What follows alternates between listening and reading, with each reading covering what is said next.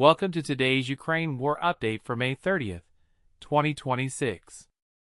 Ukraine landed the most valuable deep strike of the week overnight. At the military airfield in Taganrog, on the Sea of Azov, Ukrainian forces destroyed two Tu-142 strategic naval aircraft, rare, long-range anti-submarine planes derived from the Tu-95 bomber, along with an Iskander missile launcher. At Taganrog's port, a tanker, a fuel tank, and an administrative building were left burning. And it was not just Taganrog. The same overnight window saw Ukrainian drones hit an oil facility at Armavir, around 500 kilometers from the border, and set giant fuel tanks ablaze near Yaroslavl.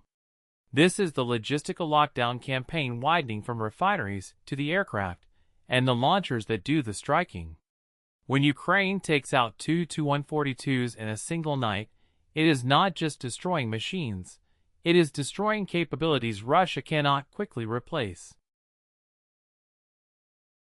1,430 Russian troops killed in a day, one of the highest daily tolls this month. The standout in the equipment column, 70 Russian artillery systems destroyed in 24 hours, far above the recent average.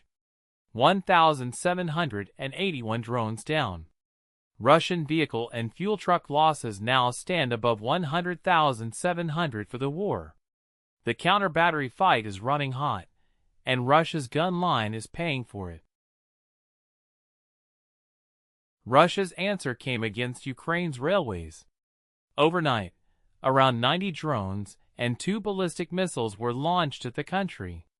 In the northern Sumy town of Shostka, several dozen kamikaze drones completely destroyed the railway station, the building leveled, though staff and passengers had reached shelters and survived. Deputy Prime Minister Kuleba called the station, quote, "yet another target of the terrorist state, the place from which hundreds of Sumy residents set out daily for peaceful business." In Zaporizhzhia, a strike on the rail network killed 1 person, and around 13,000 residents lost power. Across Ukraine over the day, 5 people were killed and 40 wounded. The targeting is deliberate. Russia is going after the trains that move both civilians and supplies, and the railway has now absorbed billions of dollars in damage since the invasion began. On the ground, the picture holds. Pokrovsk and Huliaipole remain the most active sectors, with Russian infiltration attempts continuing and no significant gains to show for them. This comes a day after Ukraine liberated Novoselivka on the Oleksandrivka axis. The deeper trend is the one that matters. Russia's advance this year is running at a fraction of last year's pace. The strikes on its airfields, its refineries, and its rail-fed logistics are a big part of why. The map is quiet because the machine behind the map is being ground down. Away from the battlefield, President Zelensky spent the day preparing for what he called, quote, important negotiations ahead. He met his top military and diplomatic officials, and the priorities he set were telling: securing more air defense interceptor missiles, the very thing Ukraine has been warning Washington it is running short of, and pushing forward joint drone production deals with American and European partners.